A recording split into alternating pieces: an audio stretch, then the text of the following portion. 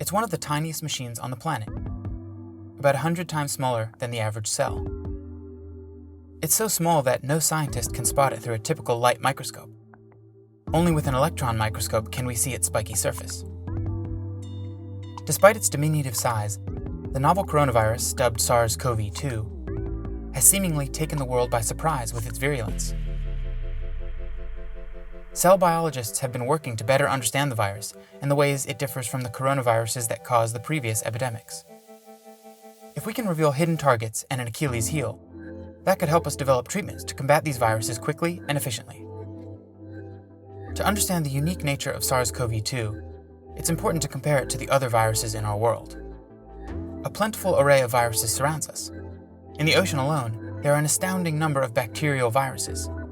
In humans, scientists have identified several hundred species of viruses, not counting different strains, and it's likely that number is just the tip of the iceberg.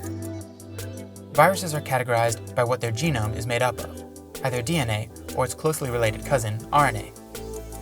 Their genome can be linear or circular, and some have fatty or lipid envelopes that surround and protect their genetic material. Despite being 1/100th the size of an average human cell, SARS-CoV-2 is considered a medium-sized virus. Coronaviruses use so-called fusion proteins that form spikes studding their surface, which give them their crowning name, to lock on to a host cell's outer membrane. While about 80% of common colds are caused by rhinoviruses and adenoviruses, the remainder are the result of coronaviruses. At Johns Hopkins University, researchers have used an avian model of the virus to focus on the unusual way coronaviruses assemble their progeny within a host cell. First, the virus enters the animal's body through a mucus-lined surface, the nose, mouth, or eyes. It uses its crown of proteins to fuse to a host cell surface, or a cellular package called an endosome, which is engulfed by cells.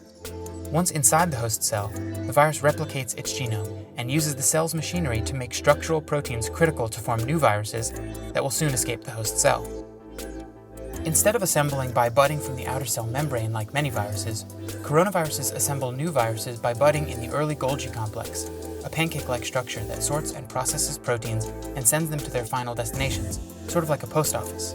The viral proteins interact with each other, and the new genomes take a piece of the Golgi membrane as they form. They then move through the Golgi and into vesicles to be transported to the cell surface for release.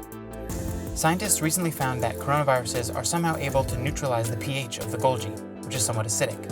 It's thought to protect the spiky halo from being damaged by enzymes as the virus makes its slow way out of the cell in vesicles.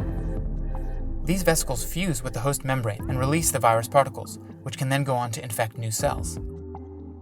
It is our belief that continuing to pursue these lines of research could help identify new targets and strategies to interfere with infection and stop the virus in its tracks.